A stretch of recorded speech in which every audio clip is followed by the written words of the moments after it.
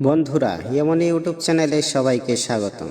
আজকে আমি শোনাবো ভগবান শ্রীকৃষ্ণের বলা কিছু বাণী কথা। ভগবান শ্রীকৃষ্ণ অর্জুনকে এই উপদেশগুলো অনুসরণ করে আমাদেরকে দিয়ে গেছেন। তাই আমরা যদি এই কথাগুলো অনুসরণ করে চলতে পারি, তাহলে আমাদের জীবনও সুখময় হয়ে উঠবে। তাহলে কথা না বাড়িয়ে চলুন বন্ধুরা, ভিডিওটা শুরু করি। জীবনের এই পথে আমরা এগোতে এগোতে আমরা কোথাও থেমে যাই। আমরা জানি না কেন। আমরা চেষ্টা করি যেন আমরা সামনে এগোতে পারি, কিন্তু এরকম হয় না। কি কারণ হতে পারে? আসুন আমি আপনাকে বোঝাই। মনে করুন আপনি কোনো রাস্তায় হাঁটছেন, আপনার পা মচকে গেল, আপনি পায়ে আঘাত পেলেন। এখন এই আঘাত যদি আপনাকে এই পথ চলতে বাধা দেয়, তখন আপনি থেমে যান।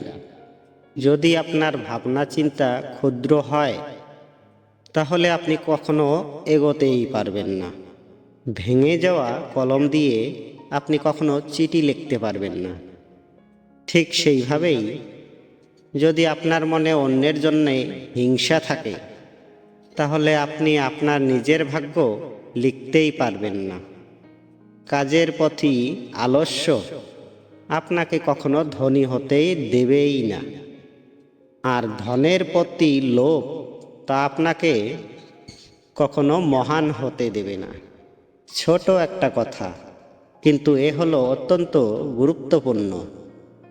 ভাবনা চিন্তা অবশ্যই করুন, আর বোঝার চেষ্টা করুন যেটা আপনি যা বুঝতে চান। হতে পারে আপনি কখনো এমন পথ খুঁজে পেলেন, আপনি কখনো খারাপ পথে যেতে যেতে থেমে গেলেন, বা আপনি এমন কোনো অর্থ খুঁজে পেলেন যা আপনাকে মহান হওয়ার পথে অগ্রসর করল। রাধে রাধে। বন্ধুরা, আজকের ভিডিওটা এই পর্যন্তই। বেশি বেশি করে লাইক শেয়ার করে দাও, তাহলে ভিডিও তৈরি করতে খুব ভালো লাগে। আর চ্যানেলটাকে সাবস্ক্রাইব করতে ভুলবেন না।